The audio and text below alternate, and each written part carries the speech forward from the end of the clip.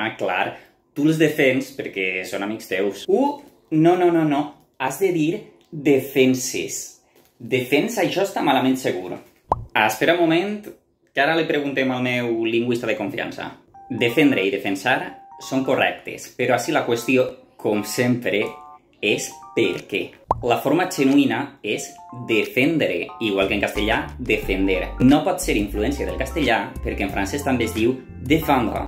Je défends, tu défends, il défend, nous défendons, vous défendez, il défend. O sigui, impossible. A partir del substantiu defensa s'ha creat defensar, que també és forma clàssica i està documentada al 1290. Jo, per exemple, dic defendre, defenc, defens, defen, defenem, defeneu, defene. No obstant, en València ciutat, jo dic olorar, que ho he creat a partir del substantiu olor, pronunciat aulor, aulorar.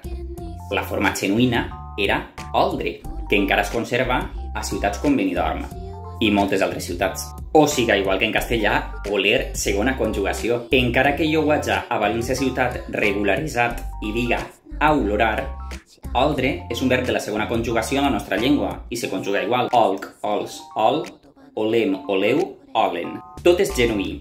Tant la forma defendre com oldre, que és la més genuïna, la més anterior, no pot ser influència del castellà, perquè en castellà no es diu ni defensar ni olorar. Vaja, que tot és correcte.